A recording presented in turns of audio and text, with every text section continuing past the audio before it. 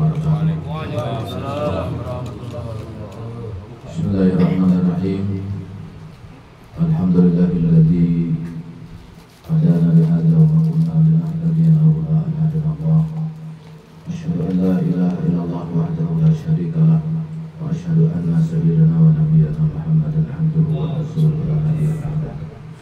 Allahumma shalli wa sallim wa barik ala sayyidina Muhammadin wa ala alihi wa ashabihi wa man tabi'ahum ila yaumil qiyamah. فقد قال تعالى في القرآن الكريم أعوذ بالله من الشيطان الرجيم قل بفضل الله وبرحمته فبذلك فليفرحوا هو خير مما يجمعون. فقال أيضا وما أرسلناك إلا رحمة للعالمين. صدق الله العظيم وصدق نبيه الكريم ونحن على ذلك من الشاهدين والشاكرين والحمد لله رب العالمين. Mari kita bersama-sama senantiasa bersyukur kepada Allah Subhanahu wa Ta'ala atas pemberi nikmat yang terindah kepada kita semua. Dengan izinnya atau hidayahnya kita dapat bersama-sama hadir di malam hari ini di majelis yang mulia ini dalam rangka kita bersama-sama menghadiri ihtifal peringatan Maulid Nabi besar Muhammad sallallahu alaihi wasallam.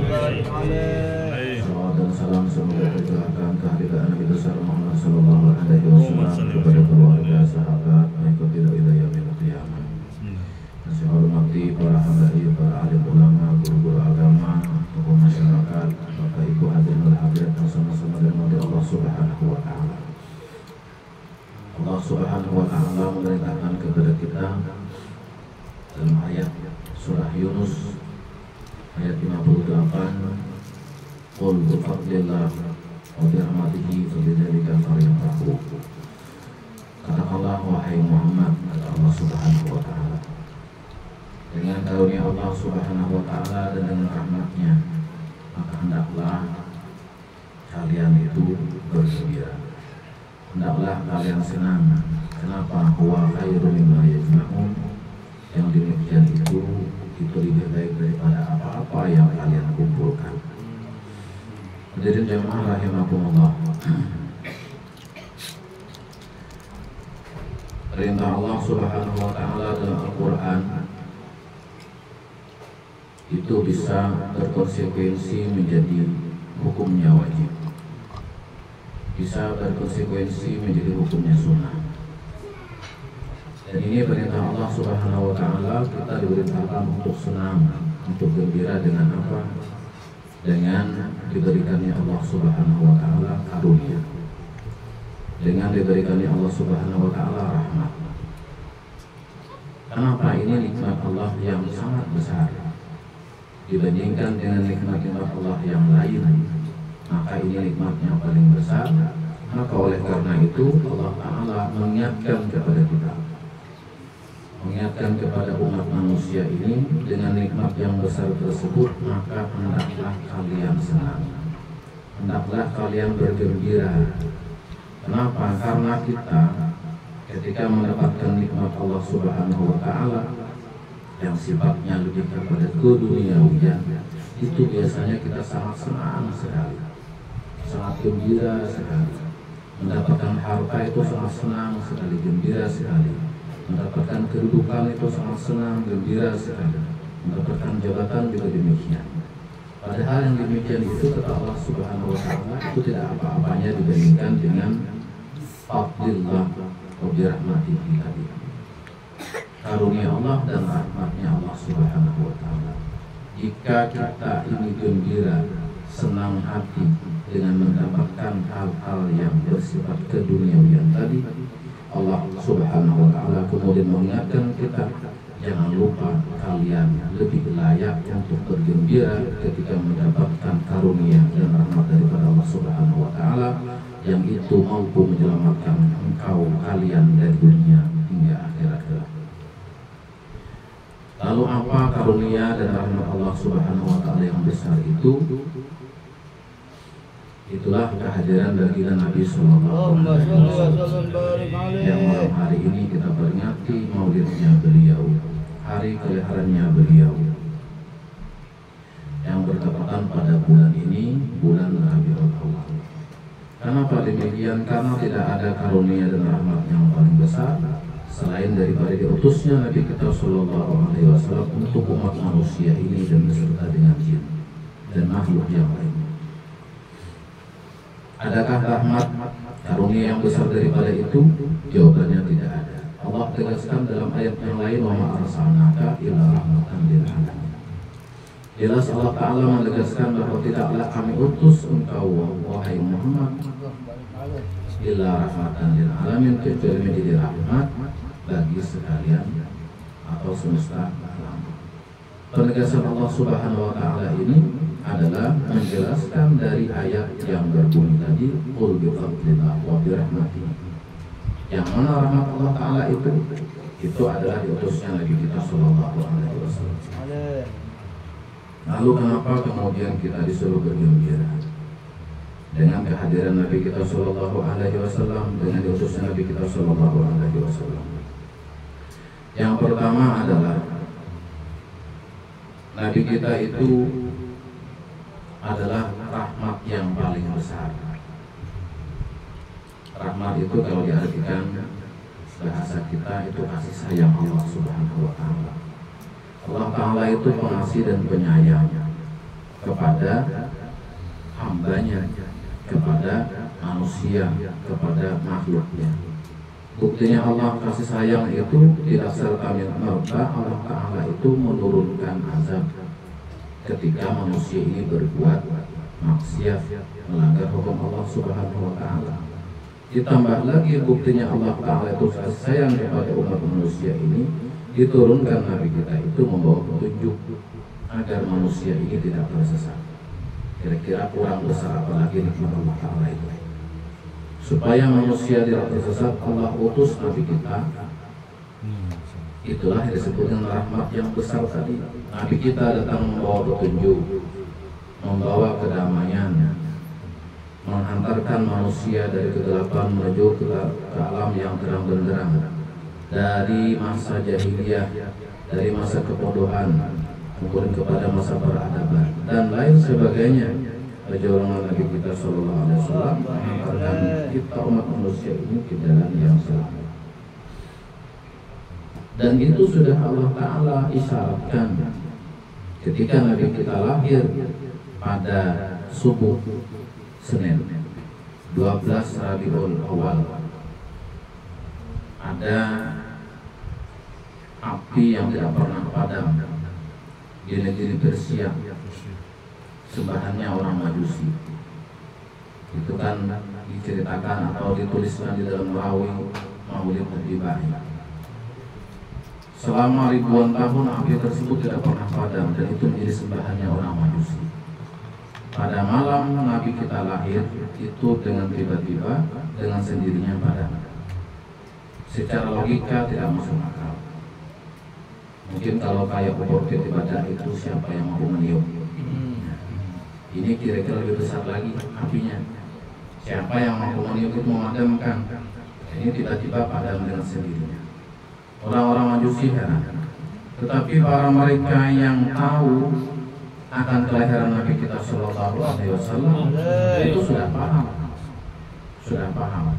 Para pemuka-pemuka agama terdahulu, pemuka agama Yahudi, Nasrani, yang mereka tersebut membaca kitab Taurat, membaca kitab Injil, mereka tahu tentang akan lahirnya Nabi terakhir. Cuma tidak tahu di mana tempatnya, di mana lahirnya tidak tahu. Tetapi tanda-tandanya itu sudah ketahuan, sudah diketahui dari kitab-kitab terdahulu. Dan bahkan pada malam kelahiran Nabi kita Sallallahu Alaihi Wasallam, para pemuka-pemuka agama tersebut mereka tahu malam ini dilihat dari tanda-tanda ini yang sudah tertuliskan dalam kitab terdahulu. Ini malam kelahirannya Nabi terakhir. Cuma tidak tahu di mana tempatnya. Allah Ta'ala menghendaki mentakdirkan Nabi kita lahir di kota Makkah, bukan di Palestina. Yang dulu Palestina itu kebanyakan kelahirnya para nabi-nabi Allah Subhanahu wa Ta'ala. Tapi Nabi kita tidak Allah kehendaki di situ. Allah mentakdirkan Nabi kita lahir di kota Makkah. Yang dulu waktu itu kalau kita baca sejarah peradaban kita kemudian diutus di situ untuk menyelamatkan umat manusia dari kebodohan tersebut kepada berperadaban. Hadirin jemaah rahimakumullah. Ini namanya adalah rahmat yang paling besar yang Allah berikan kepada kita, sehingga Allah mengingatkan jangan sampai kita lupa untuk senang. Intinya senang itu adalah bersyukur terhadap nikmat Allah Subhanahu wa Ta'ala. Kita tidak akan mungkin bisa bersyukur kalau hati kita sempit. Itu syaratnya syukur, itu hati kita senang. Kalau hati kita ini merasa tidak pernah senang, tidak sempit, tidak pernah luas, itu jauh dari syukur. Banyak kita dapat, tapi hati kita tuh merasa kurang saja, itu tidak akan pernah ada syukurnya. Jadi syaratnya syukur itu mutlak hati kita tuh sudah harus senang. Jadi Allah Ta'ala mengingatkan yang sebesar itu, kata Allah, kalau kita bahasakan yang sebesar ini nikmatku ini, jangan sampai engkau lupa bersyukur. Kalau yang kecil-kecil saja kamu senang sekali, gembira sekali, dan terus yang besar itu jangan sampai lupa. Ini lebih besar daripada yang lain. Itulah rahmat Allah Subhanahu wa Ta'ala, yaitu diutusnya Nabi kita Sallallahu Alaihi Wasallam. Kita tentu bersyukur, tentu senang, bergembira. Kenapa? Karena menjadi umat Nabi kita Sallallahu Alaihi Wasallam. Yang umat-umat yang lain, bahkan Nabi terdahulu saja, mereka mencita-cita ingin menjadi umat Nabi kita Sallallahu Alaihi Wasallam. Nabi Musa itu pernah mencita-cita menyampaikan kepada Allah ingin menjadi umat Nabi kita Sallallahu Alaihi Wasallam. Kenapa? Karena banyaknya kelebihan-kelebihan yang diberikan Allah Subhanahu Wa Taala kepada umat Nabi ini tidak diberikan kepada umat-umat terdahulu. Kita beruntung menjadi umat Nabi Muhammad Sallallahu Alaihi Wasallam. Tidak pernah melihat beliau, tetapi beliau sudah menyatakan cinta kepada umatnya yang luar biasa. Kemudian yang kedua, kenapa kita patut bergembira? Nabi kita itu adalah diutus Allah Subhanahu Wa Taala, adalah pejuang ampunan umat dan juga pembawa syafaat. Nabi kita itu selalu menginginkan, tamak beliau, bagaimana umat ini dosa-dosanya diampuni secara gratis. Kalau bisa Nabi kita itu umat ini berbuat dosa, Allah Ta'ala ampuni langsung begitu saja. Kalau bisa tanpa minta ampun langsung diampuni. Itu Nabi kita perjuangkan terus ketika bertemu Allah Subhanahu Wa Ta'ala di malam Isra Mi'raj. Yang diminta Nabi itu tidak jauh-jauh, itu saja. Yang diingat itu umatnya, kemudian yang dimunajatkan adalah ampunan bagi umatnya. Kenapa? Karena itu adalah jalan selamat. Nabi kita mohon kepada Allah, ampuni dosa-dosa seluruh umatku.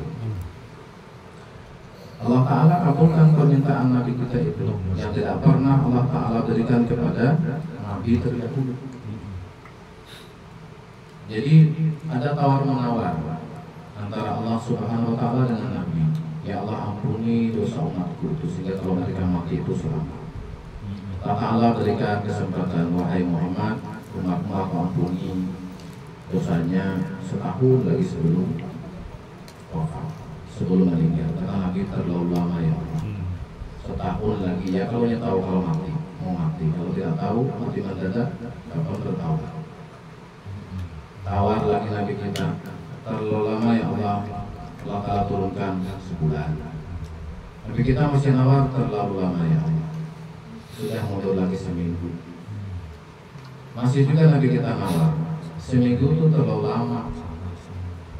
Ya sudah sehari semalam, masih terlalu lama. Tidak, Nabi kita tidak bosan-bosannya memperjuangkan umat ini kita ampunan Allah Subhanahu Wa Ta'ala. Satu hari satu malam kata Nabi terlalu lama. Allah Ta'ala kemudian turunkan lebih baik Muhammad 1 jam. Kata Nabi masih terlalu lama 1 jam.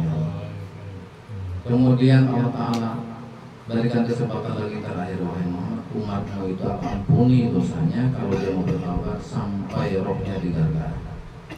Itu tidak ada umat terdahulu diberikan ampunan seperti itu, kesempatan yang paling luas sampai roh umat ini sampai di tenggorokan, selama masih ada kesempatan bertobat kepada Allah Subhanahu Wa Ta'ala. Kalau kita lihat cerita Fir'aun ketika tenggelam di Laut Merah, kejar-kejaran dengan Nabi Musa, Fir'aun sadar bahwa Nabi Musa itu sebenarnya benar. Cuma kesombongannya saja, kemudian orang-orang di sekelilingnya yang selalu bisik-bisiki, ada Haman, tangan kanannya. Fir'aun itu sudah hampir beriman kepada Nabi Musa. Kenapa? Karena kalah berdebat dengan Nabi Musa. Tetapi ada pembisiknya di samping. Tangan kanannya, wahai Fir'aun, apakah engkau tidak malu? Orang sebesar kamu sudah mengaku Tuhan, tiba-tiba sekarang ya, mentalnya menjadi lumpuh, mau mengakui kebenaran Nabi Musa. Namun pada akhirnya sampailah saat itu ketika Fir'aun mengajar Nabi Musa, kemudian dengan mukjizat diberikan kepada Nabi Musa, tongkat itu dipukulkan Nabi Musa ke laut. Nah, Musa bisa menyeberang. Setelah Nabi Musa sampai ke seberang, dipukulkan kembali, kemudian laut tertutup. Fir'aun mengajar ke laut. Di masa-masa sempit itu tidak ada lagi kepada siapa minta pertolongan. Akhirnya Fir'aun menyatakan, saya beriman dengan Tuhannya Bani Israel, Tuhannya Nabi Musa dan Harun. Itu kira-kira durasi waktunya masih ada sekitar beberapa menit, bahkan puluhan menit sebelum meninggal dunia. Tapi taubatnya Fir'aun tidak diterima karena bukan umat Nabi kita. Seandainya Fir'aun itu umat Nabi Muhammad, itu diterima taubatnya karena umat Nabi kita. Dan dalam cerita memang Jibril mungkin sudah melihat kelakuan Fir'aun itu sudah lama mengamati, sudah lama mengikuti. Itu lemas Jibril. Jadi Fir'aun itu ketika mengucapkan mau berhubungan itu disuruh Jibril mulutnya dengan tangan. Jadi udah diincar. Nah, jadi seperti itu Fir'aun pengen bertaubat, mengakui Tuhannya Nabi Musa itu sebagai Tuhannya juga, itu tidak diterima Allah Subhanahu wa Ta'ala. Kita umat Nabi Muhammad masih bisa kalau seperti itu diterima. Banyak cerita-cerita riwayat dari Nabi kita SAW, kemudian hikayat-hikayat yang menyatakan bahwa kesempatan bertaubat umat Nabi Muhammad itu betul-betul sangat luas, sangat luas. Namun demikian bukan berarti kita harus menunda-nunda, tidak. Tetapi kita ya, itu menyandarkan kepada orang lain. Artinya masalah taubat yang luas itu jangan disandarkan dengan diri kita sendiri, cara memakainya seperti itu, tapi itu disandarkan pada orang lain.